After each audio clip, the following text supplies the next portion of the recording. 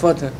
पाकिस्तान में जो इस दौर के अंदर जो इब्तला का दौर सहाफ़ी देख रहे हैं, जिस जुल्म की इस वक्त और बर्बरियत की इंतहा जेन्युइन सहाफ़ियों के ऊपर की जा रही है और उनका उसके ऊपर अरशद शरीफ जैसे लोगों को शहीद हुए हैं, हम उन्हें सलाम पेश करते हैं।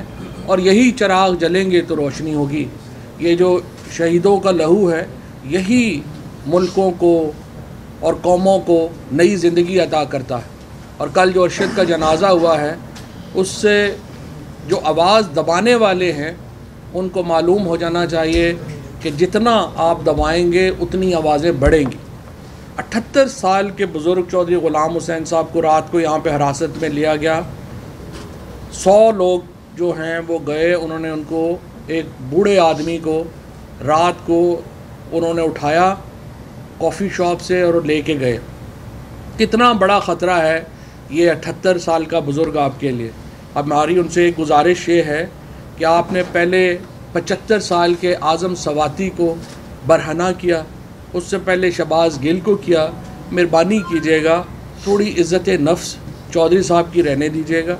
ये जो तमाशा बना हुआ है पाकिस्तान में, ये कभी पाकिस्तान में हमने नहीं देखा जो अभी चल रहा है इस तरह के लोगों की। और सहाफ़ी बरादरी को भी मैं कहता हूँ, एक तो बिल्कुल ही साइड जो है वो माशाल्लाह इस वक्त सहाफ़त से फ़ारिग हो गई है, लेकिन जो जेन्युइन सहाफ़ी हैं वो अपने लोगों के लिए खड़े हों, इनके लिए आवाज़ उठाएं।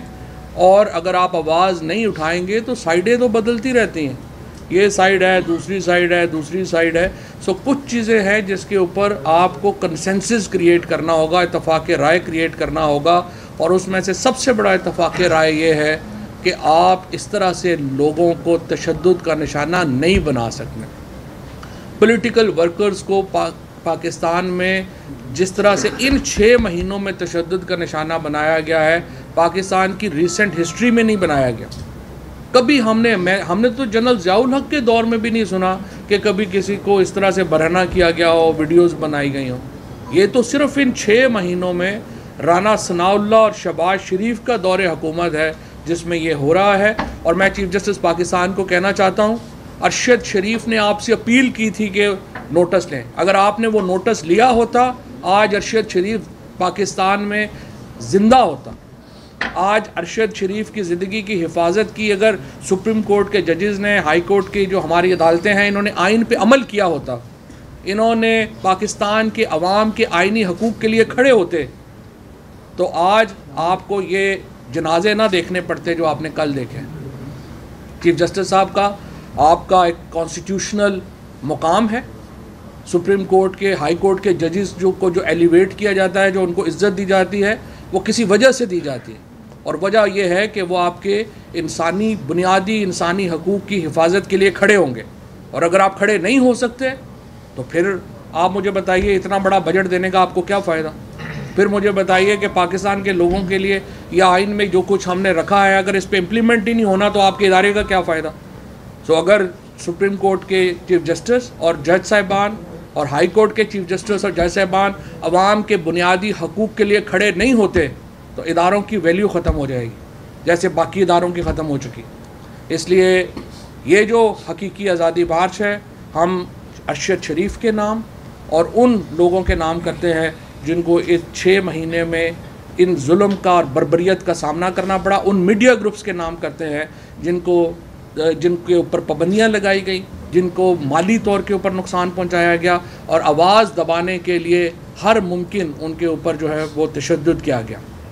ये 6 महीने पाकिस्तान के लिए एक अज़ाब बन के नाज़िल हुए हैं। हमारे यहाँ महंगाई का, हमारे यहाँ तनख्वाहदार तबके की जो कमर तोड़ दी गई, हमारे यहाँ किसान की कमर तोड़ दी गई, सनतकार की कमर तोड़ दी गई, मज़दूर की कमर तोड़ दी गई। और यूँ लगता है एक एजेंडे के तहत पाकिस्तान को कमज़ोर करने की तरफ ले जाने के लिए ये लोग हम पे मुसल्लत हुए हैं।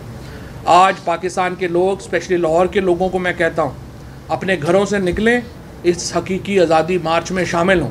अपने लिए नहीं, अपने बच्चों के लिए शामिल हों, वरना कल हमसे और लोगों से गिला ना करें कि निज़ाम गला सड़ा है।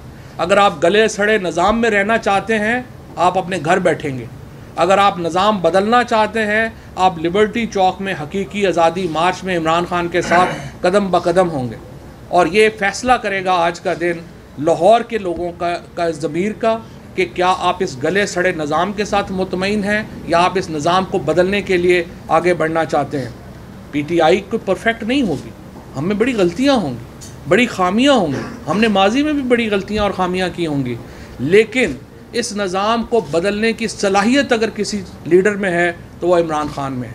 इस निज़ाम को तब्दील करने की अगर कोई कोशिश कर रहा है, कोई सही कर रहा है, तो पाकिस्तान तहरीक इंसाफ कर रही है और उसकी लीडरशिप कर रही है। इसलिए आम आवाम जिनका, और ये PTI के लोगों के लिए नहीं है, मैं कह रहा, आप PTI के साथ आपका ताल्लुक़ भी ना हो, फिर भी आपको इस हकीकी आज़ादी मार्च में शामिल होना चाहिए, सिर्फ़ अपने आप को ये बताने के लिए कि आप मौजूदा निज़ाम से मुतमईन नहीं हैं। बंद कमरों के फ़ैसलों को मुस्तरद करना चाहिए पाकिस्तान के अवाम को। जब तक फ़ैसले का हक़ अवाम अपने पास नहीं लेगी, पाकिस्तान का मुस्तक़बिल सही नहीं हो सकता। इंशाअल्लाह ताला अब से कुछ देर के बाद इमरान खान अपने ज़मान पार्क से निकल के लिबर्टी चौक में होंगे और तमाम काफ़िले यहाँ पे पहुँच रहे हैं। आपके सामने असद उमर साहब ने तमाम तफसील जो है वो रख दी है। पाकिस्तान का मुस्तक़बिल इस हकीकी आज़ादी मार्च की कामयाबी और नाकामी के ऊपर मुनहसर है। अगर अवाम ने इसमें ये नाकाम हुआ तो पाकिस्तान की अवाम नाकाम होगी, और अगर कामयाब होगा पाकिस्तान की अवाम कामयाब होगी। ये सोचकर आइए और हमारा साथ दीजिए। असद उमर साहब, ये बताइएगा अगर इन द मीनवाइल हुकूमत आपसे लॉन्ग मार्च के दरमियान अगर एक सेकंड मुसरत ने